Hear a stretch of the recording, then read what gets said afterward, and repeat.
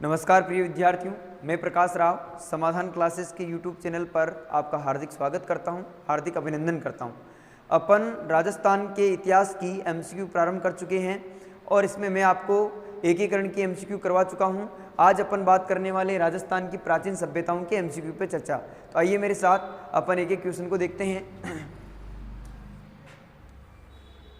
पहला क्वेश्चन है अपने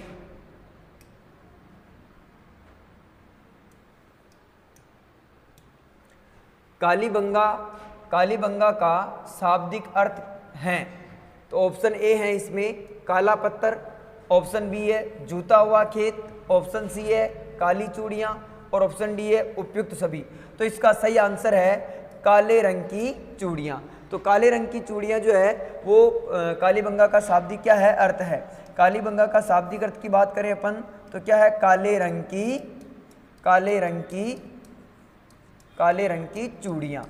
और अगर अपन बात करें ये जो कालीबंगा शब्द है ये किस भाषा का शब्द है, तो ये कालीबंगा जो शब्द है ये सिंधी भाषा का शब्द है। किस भाषा का शब्द है, सिंधी भाषा का। किस भाषा का शब्द है ये, सिंधी भाषा। और ये जो सिंधी भाषा है इस सिंधी भाषा को संविधान की 15वीं भाषा के रूप में क्या दिया गया था, दर्जा दिया गया था।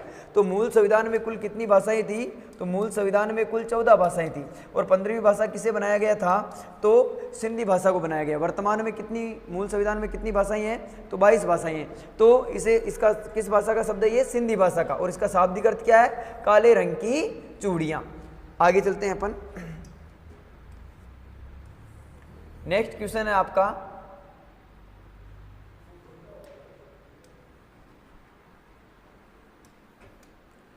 निम्न में से किस स्थल को ताम्रवती नगरी के नाम से भी जाना जाता था।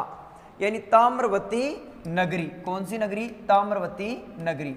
तो ऑप्शन ए है बेराट, ऑप्शन बी है आहड़, ऑप्शन सी है कालीबंगा और ऑप्शन 4 है बागोर। तो इसमें आपका सही आंसर होगा आहड़। जो आहड़ सभ्यता है इसे यहाँ से जो है ताम्र धातु के उपकरण प्राप्त हुए हैं। ताम्र धातु के क्या हुए हैं, उपकरण प्राप्त हुए हैं। और यहीं से तांबा गलाने की जो है भट्टियों के भी क्या मिले, प्रमाण मिलते हैं। इसीलिए इसे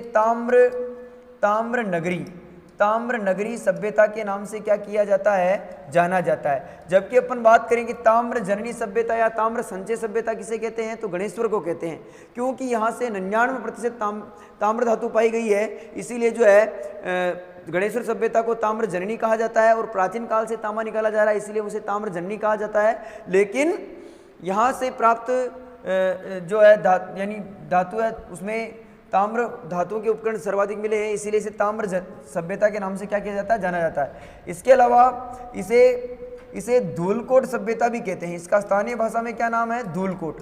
तो प्रश्न है कि स्थानीय भाषा में आहड़ सभ्यता को क्या कहा जाता है, तो धूलकोट के नाम से जाना जाता है। जबकि ये बनास बेड़स नदी जो है, आइड बेड़स नदी बनास नदी में मिलती है, इसीलिए इसे बनास संस्कृति के नाम से भी क्या किया जाता है, जाना जाता है। और आइड नदी के आसपास का क्षेत्र जो है, आइड नदी के किनारे विकसित हुई है ये आहड़ सभ्यता। और आइड नदी का जो आसपास का क्षेत्र है वो क्या कहलाता है, तो अगाटपुर कहलाता है। क्या कहलाता है, अगाटपुर।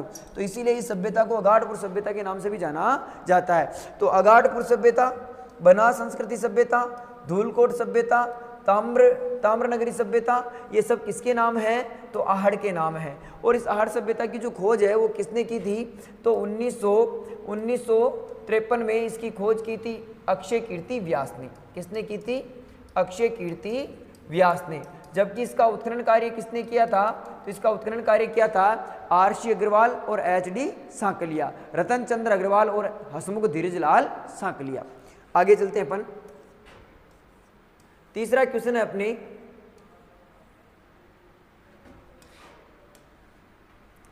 अनाज रखने के बड़े मृदभांड यानी मिट्टी के बर्तन जिन्हें गौरे व बंकोट कहा जाता था, किस प्राचीन सभ्यता से प्राप्त हुए हैं। तो ये ऑप्शन 1 है ओजियाना, ऑप्शन 2 है जोधपुरा और ऑप्शन सी है कालीबंगा, ऑप्शन डी है आहड़। यानी जो चौथा ऑप्शन है अपना आहड़, वो क्या है, इसका सही आंसर है।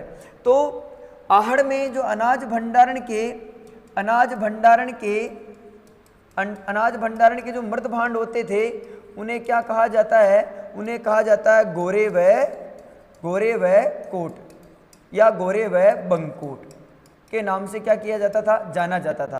क्योंकि प्राचीन काल में इतने संसाधन थे नहीं, तो अनाज भंडारण के लिए जो है एक मिट्टी का एक कोटा होता था, उसका क्या किया जाता था? प्रयोग किया जाता, और उसमें राख और नीम के पत्ते डालकर जो है अनाज में मिलाकर जो है उसके अंदर डाल दिया जाता था, जिससे अनाज क्या रहे? सुरक्षित रहे।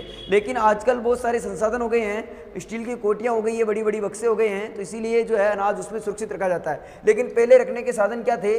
गोरे व कोट। तो ये किस सभ्यता से प्राप्त होते हैं अपने को? आर्य सभ्यता से। नेक्स्ट क्वेश्चन है आपका ऑप्शन 4,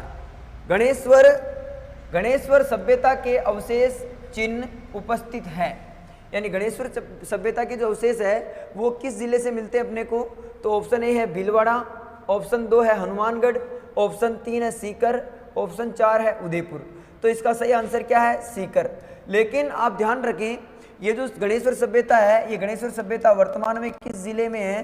तो गणेश्वर सभ्यता वर्तमान में सीकर से अलग हुआ था जिला, जिसका नाम है नीमका थाना। तो नीमका थाना जिले में पड़ती है। तो आपको नीमका थाना भी है जो वर्तमान दृष्टि से ध्यान रखना है, और प्राचीन दृष्टि से आपको क्या ध्यान रखना है?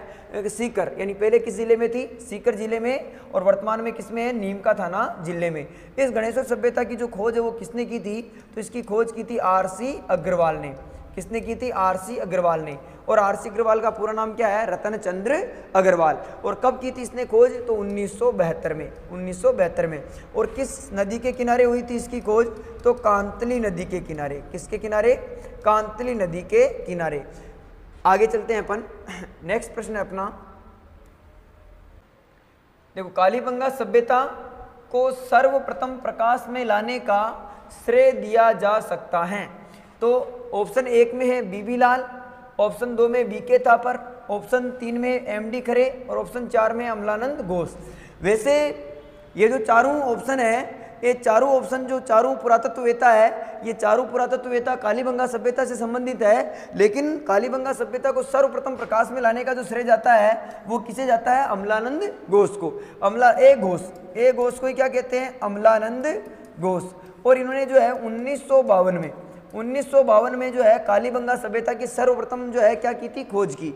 और ये जो कालीबंगा सभ्यता है ये किस नदी के किनारे हैं? तो ये कालीबंगा सभ्यता घग्गर नदी के किनारे है। किस नदी के किनारे हैं? घग्गर नदी के किनारे। घग्गर नदी के किनारे। और ये किस जिले में पड़ती है? तो हनुमानगढ़ में। किस जिले में है? हनुमानगढ़ में। आगे चलते हैं अपन। छठा क्वेश्चन है,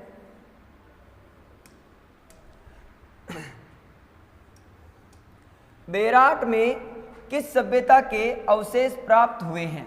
तो ऑप्शन ए है वैदिक सभ्यता के, ऑप्शन बी है सरस्वती घाटी सभ्यता के, ऑप्शन 3 है बनास सभ्यता के, और ऑप्शन 4 है मौर्यकालीन सभ्यता के। तो इसका सही आंसर है मौर्यकालीन सभ्यता के।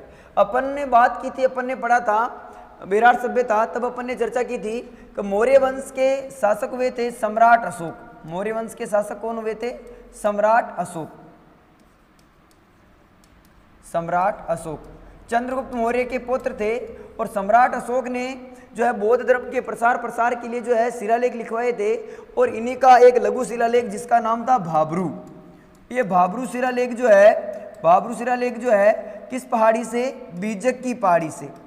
बीजक की पहाड़ी से 1837 में कैप्टन बर्ट ने क्या किया था? खोजा था। और ये जो भाब्रू शिलालेख है ये किस भाषा में है? तो इसकी भाषा है ब्राह्मी भाषा। कैसी भाषा है? ब्राह्मी भाषा।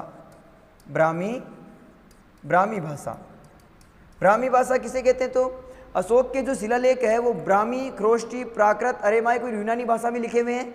और ये जो ब्राह्मी भाषा ये किसे कहते हैं? तो बाएं से दाएं ओर लिखी जाने वाली लिपि क्या कहलाती है? ब्राह्मी लिपि। तो ब्राह्मी भाषा में लिखे हुए। और ये जो किस संग्रहालय में रखा गया है वर्तमान में इसे? तो कोलकाता संग्रहालय में रखा गया है। किस संग्रहालय में? कोलकाता संग्रहालय में इसे क्या किया गया है? रखा गया है। और अशोक के जो है मुख्यतः जो दो सम्राट अशोक के जो दो है शिलालेख जो है कहाँ से मिले हैं? 2 शिलालेख मिले हैं बेराट सभ्यता से, ठीक है ना। जिसका दूसरे की खोज है कोलाइल ने की थी, और एक की किसने की थी? भाभरू शिलालेख की तो कैप्टन बर्ट ने की थी। तो प्रश्न यूं भी आ सकता है आपके कि बेरार सभ्यता से अशोक के कितने शिलालेख प्राप्त हुए, तो 2 शिलालेख। आगे चलते हैं अपन। 7वां क्वेश्चन है,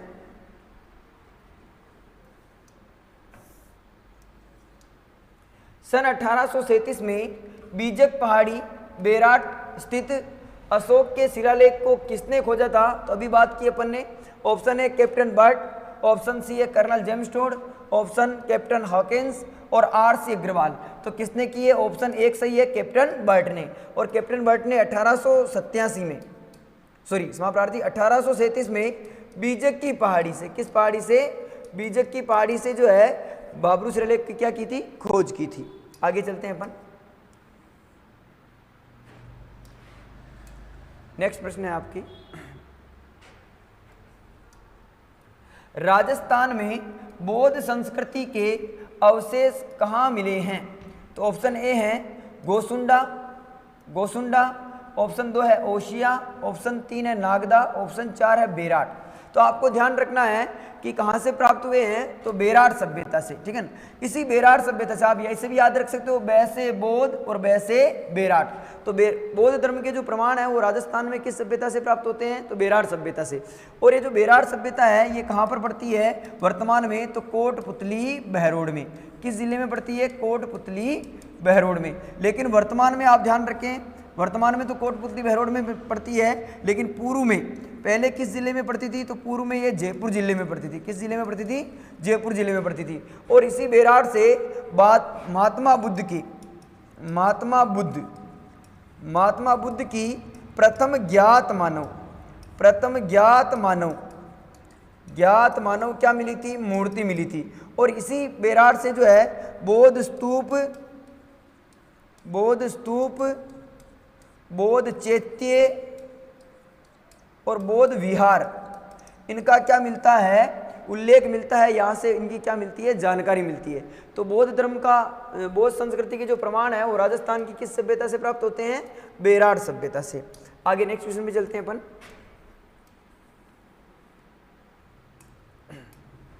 प्रश्न है,